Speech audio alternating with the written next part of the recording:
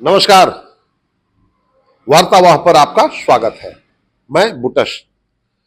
किसानों की बात करने के लिए, किसानों की स्थिति से रूबरू होने के लिए और किसानी को देखने के लिए आज हम आ गए हैं बिहार के एक चर्चित गांव में, जिस गांव की चर्चा पूरे हिंदुस्तान में होती है, ख्याति है पूरे हिंदुस्तान में।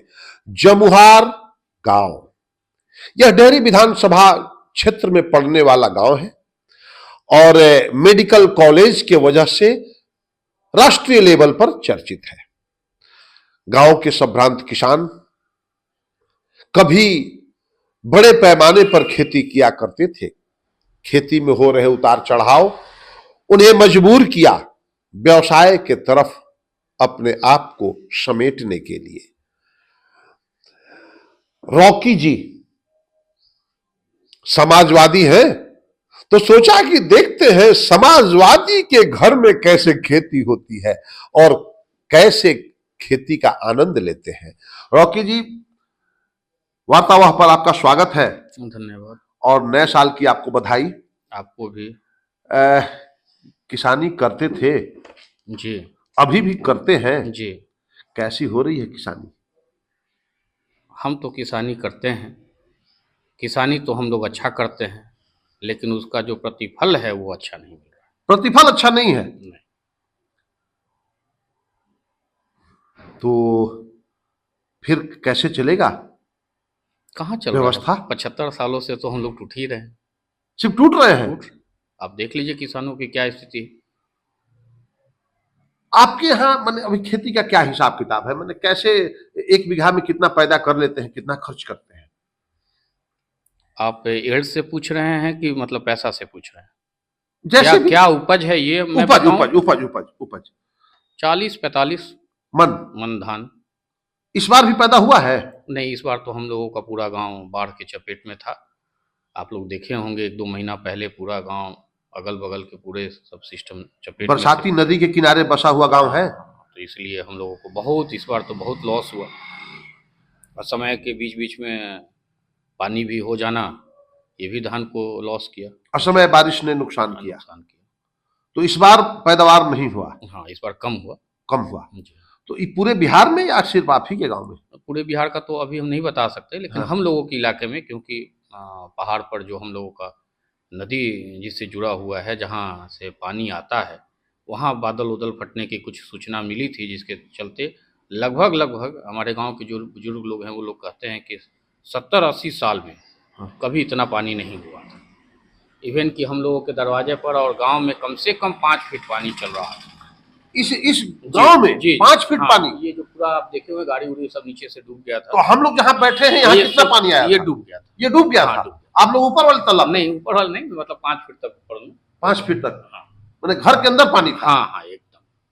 क्योंकि हम लोग एकदम सटे हुए हैं नदी से, तो पूरा जो पानी आया नदी का वो यही रूट था गांव में इंटर करने का, तिधड़ी से सबसे पहले आया।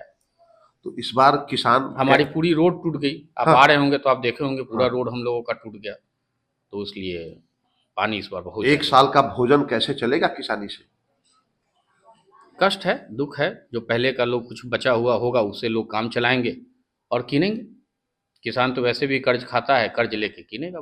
कर्ज में जाएगा इस बार किसान? एकदम निश्चित तौर पर कर्जी पर जीवन। अगर किसान कर्ज पर नहीं रहता तो किसान तो आज बहुत बड़ा इंडस्ट्री के रूप में देखा गया रहता। कहाँ हो रहा है कुछ इंडस्ट्री के रूप में? आप बताइए, क्या विकास है किसानों का? बताइए, कौन सी संस्था है जो किसानों के लिए काम कर रही है? किसानी पर समाजवादी विचार क्या है? समाजवादी क्या सोचते हैं किसानों के बारे में? देखिए, पहले तो ये जो किसान शब्द है, मेरे ख्याल से यही समाजवादी शब्द है। इतना अच्छा शब्द है कि इससे सारे लोगों का धंधा, रोजगार, काम, प्रतिष्ठा सब कुछ जुड़ा हुआ था। एक ऐसा इंडस्ट्री था जिसमें कि आप सारे लोग इन्वॉल्व थे। सब लोग अपने अपने हिसाब से अपने अपने कार्यों के अनुसार काम करते थे। वो किसानी मतलब कोई धान और गेहूं से ही नहीं है। किसानी मतलब सारी चीज जो उपज हो रहा है, जिससे तो पूरा देश उपज पे ही टिका हुआ है। पूरा जो देश है वो उपज पे ही टिका हुआ है। बिना उपज के तो कुछ होता नहीं। तो इसलिए ये तो शब्द ही बहुत अच्छा है और ये समाजवादी शब्द है। अब स्थिति ये है कि पूंजीवादी व्यवस्था में समाजवादी को कौन पूछता है? तो पूरे परिस्थिति के अनुसार किसानों को दिन प्रतिदिन तोड़ा जा रहा है ताकि वो कर्ज में जाएं, ज़मीन बेचें, तो फिर उस पे इंडस्ट्री लगाया जा सके। ये एक पार्ट है सरकार का। 10 बीघा का खेती, हमारे यहाँ खेती का मापदंड बीघा से होता है, जी जी। तो 10 बीघा खेती कराने वाला किसान क्या अपने बच्चों को स्वास्थ्य और शिक्षा दे पाएगा? नहीं नहीं नहीं, नहीं एकदम नहीं दे पाएगा। और उसका नहीं का लॉजिक ये है कि सबसे पहले जो आपने बोला कि पैमाना ही हमारा बीघा है नापने का, तो आप इसी से देख लीजिए। आप पंजाब में चले जाइए, वहाँ हेक्टेयर है, एकड़ है, हम लोग आ गए बीघा पर। अब बड़े बड़े शहरों में चले जाइएगा तो डिसमिल पर आ गए। तो ये क्या है, हम तो डिटोरिएट कर रहे हैं ना, हम तो दिन पर दिन नापी में ही कम होते जा रहे हैं। अब स्थिति आई कि हम जो काम कर रहे हैं उससे इतना कमा ले कि हमारे बच्चे अच्छे से पढ़ लें, हमारा जीवन अच्छा चले, तो ये अब पॉसिबल नहीं। अब खासकर 10 बीघा वाले किसान के लिए पॉसिबल। और 10 बीघा वाले किसान के घर में अगर बेटी आ जाए और बेटी की डोली उठानी हो तो क्या करेंगे किसान?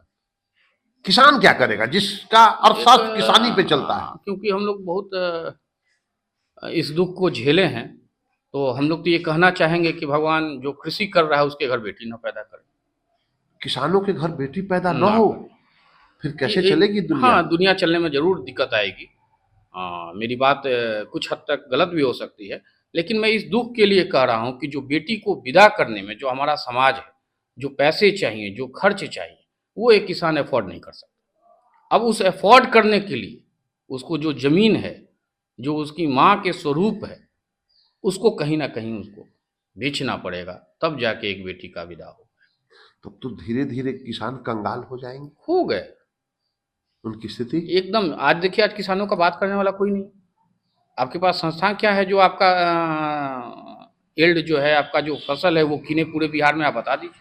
और जो संस्था है वो कौन सा आपका उपज ले रही है ये बता दीजिए। एक धान, कभी आपने सुना है बिहार में उड़ीद लिया जा रहा है? कभी आपने सुना है कि अरहर लिया जा रहा है? कभी आपने सुना है कि गेहूं लिया जा रहा है? तो क्या है, पूरा का पूरा सिस्टम कोलैप्स हो गया। अब लोग मर रहे हैं किसी तरह से अपने, क्योंकि आप जहाँ रहते हैं उस जगह से, उस काम से आपको प्रेम रहता है, तो आप अंतिम अंतिम तक पड़े हुए हैं कि हम लगे रहें। और वही लोग लगे हुए हैं जिसके पास कोई ऑप्शन नहीं, जिसके पास ऑप्शन है आज छोड़ के चला गया। क्या करेगा बेचारा? कौन सुनेगा किसान को, बताइए? कोई है कोई सुनने वाला? कोई संस्था, कोई संगठन, कोई सरकार, कोई नॉर्म्स, कोई विभाग, कुछ भी नहीं। फिर किसानों की स्थिति को कैसे सुदृढ़ किया जाएगा, ऐसा समाजवादी क्या सोचते हैं? अगर मौका मिले या किसान कैसे मजबूत होंगे, इस पर कभी समाजवादियों ने विचार किया है? हाँ, एकदम अच्छा किया जा सकता है। जिस तरह से इंडस्ट्री अच्छी हो गई, जब हम किसान पर निर्भर थे तो उसमें इंडस्ट्री था क्या? उसमें तो पैदा भी नहीं हुआ था। लेकिन आज देखिए, किसान के सामने इंडस्ट्री पैदा हुआ, आज बूम कर गया, करोड़ों अरबों रुपया उसके मालिक कमा रहा है। आलू पैदा करने वाला किसान गरीब है और चिप्स बनाने वाला उद्योगपति अमीर है। कैसे है? क्योंकि सिस्टम बना हुआ है, डेवलप हुआ है। ऐसा कोई नेता आए, कोई अच्छे विचारक आए जो कृषि पर ध्यान दे, कृषि पर काम करे, तो पटने चला कि बहुत आगे जा सकता है। बताइए, ऐसा कोई धंधा, किसान से बड़ा कोई अगर धंधा हो, कोई रोजगार हो, कोई बिजनेस हो, तो आप हमको बता दीजिए। 1 किलो गेहूं डालने पर 100 किलो गेहूं उठता है। कौन सा ऐसा धंधा है बताओ? कौन सा ऐसा धंधा है कि हम 1 किलो धान डालेंगे और 100 किलो का? उसके बाद भी ये धंधा बेकार है, फ्लॉप है, डूब रहा है। क्यों? आप थोड़ा इसको सोचिए। क्योंकि 1 किलो बीज से 100 किलो गेहूं होता है, धान होता है। आप देख लीजिए, बिल्कुल, आप मनन कर लीजिए। हो सकता है मेरी बात किलो में 1-2 किलो, 10 किलो आगे पीछे हो, हम हाँ। उसका गारंटी नहीं ले रहे हैं। हाँ। लेकिन भावनात्मक तौर पर आप देखिए, ऐसा है। कितना अच्छी बात है कि आप 1 किलो अगर आप कोई भी बीज, धान गेहूं नहीं, कोई भी बीज अगर आप स्प्रेड करते हैं, किस खेत में डालते हैं, तो 50 किलो, 10 किलो, 30 किलो में बदलता है, अपने आप को रीडेवलप करता है। 50 से तो ज्यादा में जाता है, ज्यादा जाता है। बिल्कुल। तो आप बताइए, उसके बाद भी ये धंधा क्यों पूरा हो जाता है? क्योंकि अनदेखी का शिकार है। इसको लोग चाह ही नहीं रहे आप कि आगे बढ़े। बड़ी बात कह रहे हैं। बताइए, ऐसा कोई अगर हो, ऐसा कोई अगर बिजनेस हो कि हम 1 रुपया लगाए वो 20 रुपया में बदल जाए, 50 रुपया में बदल जाए, तो आप बताओ। समाजवादी नेता ने एक बड़ी बात कही, 1 किलो बीज से किसान 100 किलो अनाज पैदा करता है और किसान की बेटी की जब शहनाई बजने का समय होता है तो उसे अपने धरती मां को बेचना पड़ता है। इतने बड़े कार्य को करने वाला, ऐसा बुन करने वाला व्यवसायी, ऐसा बुन करने वाला व्यापारी किसान अपनी बेटी के सामने सरेंडर कर जाता है, अपने बच्चों को उच्च शिक्षा दिलाने के नाम पर परेशान हो जाता है। इस गांव में एक मेडिकल कॉलेज है जो राष्ट्रीय लेवल पर है। उस कॉलेज में नामांकन क्या किसान पहुंच पाएंगे उस कॉलेज तक? मेडिकल कॉलेज में तो मुश्किल है, मेडिकल कॉलेज में मुश्किल है। और सब विषयों में थोड़ा बहुत सरकार बच्चों को लोन दे रहा है, उनके पिताजी को लोन दे रहा है, तो उसके माध्यम से लोग एंट्री कर ले, अलग बात है। फिर तो कर्ज के जंजाल में हाँ, तो कर्ज ही दिया जा रहा है, जंजाल ही तो वहीं से स्टार्ट हुआ है। तो वही चीज को तो समझना था। आज किसान क्यों इतना बुरा स्थिति में? हमने बताया, एक चीज रखा कि आप बताओ कि 1 किलो पर 10 किलो हो, 50 किलो हो, 100 किलो, ऐसा कोई बिजनेस आप बता दो कि हम 2 रुपया लगाएं और वो 20 रुपया में हो जाए, सिवाय कृषि के। और पैन इंडिया है सर, ये प्रकृति के से मिला हुआ आशीर्वाद है। आपको इसके लिए कुछ भी नहीं करना है। अपनी जमीन में छोटा सा अमाउंट में, छोटे से एरिया में खोदिए, पानी डालिए, बीज डालिए, और आपको जो एल्ड हो सके, आप खराब से खराब परिस्थिति में भी कुछ ना कुछ वो आपको दे के जाए। उसके बाद भी ये बेकार है। क्यों? क्योंकि इसके पीछे एक बहुत बड़ी कारण है। कारण ये है कि लोग नहीं चाहते, सिस्टम नहीं चाहता, सरकार नहीं चाहती कि किसानी बूम करे। सरकार नहीं चाहती? नहीं, कोई भी सरकार नहीं चाहती। तो फिर ये कानून, ये व्यवस्था, ये वो सब कानून किसके लिए कानून है? कोई आम आदमी के लिए कानून है क्या? कानून सत्ता के लिए होता है। कानून का कोई मतलब नहीं है। क्या मतलब है? तो आप बताइए हमको। अभी आपने देखा 2019-20 में हजारों किलोमीटर लोग पैदल चल रहे थे, कौन सा कानून था? उस पर पुलिस मार रही थी, कौन सा कानून है? बीइंग एज ए राजनीतिक, आप कोरोना काल की बात कर रहे हैं। हाँ, आप देख लीजिए कौन कानून है, अभी कौन सा कानून है? क्या आपको किसान के लिए, अगर हम किसान पे ही बात कर लेते हैं, फोकस करते हैं किसान पर, क्या आपको खाद नहीं मिलना चाहिए? खाद के लिए कौन ऐसा जिला है जहां लोगों ने लाठी ना खाया हो? मैंने उचित रेट पे खाद मिलना, आप सोच लीजिए, कौन ऐसा जिला हो जहां 2 रुपया ज्यादा देने के बाद, मैं ऑन कैमरा कह रहा हूं, 10 रुपया दाम है तो 12 रुपया किसान देने के लिए तैयार है, उसके बाद भी वो लाठी ना खाया। यूरिया आप किस रेट पे लिए? आप नेता आदमी हैं, आप यूरिया किस रेट? ऐसा है कि हम लोग, हमारे एक छोटे भाई हैं, वो लेते हैं। हाँ। इसलिए रेट का हमें थोड़ा जानकारी कम है। हाँ। लेकिन हाँ। ये तो आप जानते ही हैं कि किसान यूरिया के लिए क्या क्या नहीं हुआ, कहाँ कहाँ लाठी नहीं खाया। क्या आपको सरकारों के पास ये डाटा नहीं है कि कहाँ क्या खेती हो रहा है? ऐसा तो है विभाग, डाटा तो उसको रखना है।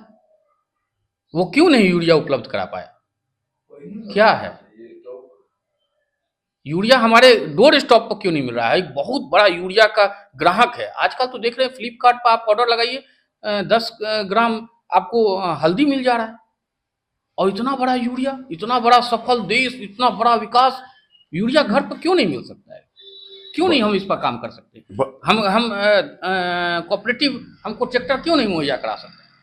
हम, मेरे पास गांव में, अगल बगल गाँव के में बड़ी वाली बोरिंग है, जिसको गांव के लोग बड़ी बोरिंग। आपके यहाँ खेती तो बोरिंग से होता है? हाँ, हमारे पास कुछ पार्ट जो मेरा गांव का है, हाँ। वो बोरिंग पर डिपेंडेंट है, और कुछ पार्ट जो है वो नदी पर डिपेंड, नहर पर, नदी वाले नहर पर। हाँ। उसमें भी कंटिन्यूअस पानी नहीं रहता है। हाँ, बरसाती नदी के वजह। हाँ, बरसाती नदी की वजह से। इसलिए बहुत काम सरकारी बोरिंग है आपके आसपास में? जी हाँ, तो आप लगता है कि 300-400 मीटर आगे जाएंगे तो आपको सरकारी बोरिंग मिलेगी। चलता है? नहीं, उसका केवल ढांचा ही। कई साल से ढांचा बना है? ढांचा तो हमको लगता है कि 30 साल से हो। 30 साल से ऐसे ही पड़ा है? जी। मृत है जी। बोरिंग चलता नहीं है? नहीं। आपके आसपास और भी सरकारी बोरिंग होंगे? हाँ, बगल वाले गांव में, सामने वाले गांव में सीता बिगा है, वहां बोरिंग लगी हुई है। बीच में लगा भी मोटर, पता नहीं क्या हुआ, नहीं हुआ, मतलब फंक्शनिंग नहीं है उसका, कोई ऑपरेटर नहीं है, कोई अच्छे एक रूट प्लान नहीं है। हम लोग सारे जगह का रूट प्लान की बात करते हैं। आप व्यवसाय में जाओ, स्टडी में जाओ, चिकित्सा में जाओ, स्वास्थ्य में जाओ, किसी में जाओ, टेंडर में जाओ, लेकिन किसान के लिए क्यों नहीं ऐसा योजना है कि जो बड़ी वाली जो बोरिंग है, जो सरकारी बोरिंग है, वो जब पानी देगी तो लोगों तक कैसे पहुंचेगा, इसका क्या रूट प्लान नहीं है? कौन अधिकारी है जो आपको मदद करे? कौन अधिकारी है जो आपके साथ बैठे? कोई आप कृषि से अधिकारी आप रिलेटेड बता दीजिए जिसके गांव का कोई आदमी चिंता हो, उसको मतलब नहीं है। They are totally attending office, वो ऑफिस अटेंड कर रहे हैं, अपना हाजिरी बना रहे हैं, उनको कोई मतलब नहीं। अगर किसान पर अगर कोई फोकस कर ले तो देश वाकई में सोना हो जाएगा, सोना। मोदी जी ने कहा था हम सत्ता में आएंगे तो 2022 में किसानों की आय दोगुनी कर देंगे। तो आप क्या उससे कितनी सहमति रखते हैं? बहुत ज़्यादा सहमति नहीं, वो सब एक जुमला था। कुछ कुछ मुद्दे पर अमित शाह जी ने भी बोला भी है, कुछ सब जुमले थे, उस सब पर बहुत ज़्यादा विश्वास नहीं करना, वही सब स्थिति है। आप देख लीजिए, मोदी जी को कहे हुए हमको लगता है कि हो गया 12 साल। नहीं, 22 में कहे थे कि दोगुना हाँ। करेंगे, आज 25 है, 3 साल तो ज्यादा ही हो गया। अरे वो पहले ही बार आए थे तो कहे थे, उसी के लिए आए थे। महंगाई माफ़ करेंगे, पेट्रोल डीजल कम होगा, किसानों की आय दुगनी होगी, सुरक्षा बढ़ेगा। अब आप सामने है, आपके जो परिस्थिति है वो आप देख रहे हैं। आप लोगों से अच्छा कौन जानता है? आप लोग अच्छा दिखाएंगे, जेल जाएंगे। अच्छा दिखाने पर जेल भी जाना पड़ेगा? अब देख लीजिए, ट्रैक रिकॉर्ड देखिए बगल में। मैंने सत्य बहुत बोलना नहीं है क्या? नहीं, कैसे बोल पाए? कौन सुनेगा सब? सुनने वाला कोई नहीं। कौन सुनेगा? कौन निवारण करेगा? पहले होता था कि एक व्यक्ति अगर खाली बोल दे किसी आदमी किसी ऑफिस में कि हम आपके खिलाफ धरना पर बैठ जाएंगे, तो ये बहुत बड़ा मुद्दा होता था। आज हमारे लगभग लगभग इतने बड़े हम अपने जीवन काल में धरना नहीं देखे जो गाजीपुर बॉर्डर में, दिल्ली के बॉर्डर में पंजाब और हरियाणा के किसानों ने किया। लगभग 1.25 साल वो धरना चला और लगभग 700-800 लोगों ने अपनी जान की आहुति दी। क्या निष्कर्ष निकला? तो अब धरना का तो कोई महत्व नहीं है। किस ऑफिस में आप जाके बोल पाओगे कि मैं धरना दूंगा? बताओ। तो राजनीतिक पूरी व्यवस्था पर ही चैलेंज है और कोई दुगना उगना की कोई बात हमें नहीं लगता है कि वो कोई धरातल पर है या लोग चाहते हैं। अगर चाहते, हम तो मोदी जी को आज भी कहेंगे, अभी तो हो गया उनका 12 साल, 11-12 साल हो गया, 3 साल आज भी बचे, आज से ही काम करते, 3 साल ही केवल काम करते। प्रधानमंत्री का डिसीजन बहुत बड़ा डिसीजन होता है, जो पूरे देश का पेट भरता है, उसकी महत्वाकांक्षाएं, उनके बच्चे, उनके बेटियां, उनके ख्वाब अधूरे रह जा रहे हैं। मोदी जी, अभी 3 वर्ष और भी आपके पास समय है। आज से भी कार्य प्रारंभ हो तो परिणाम बदल सकता है। मैं वार्तावाह के लिए बुटस।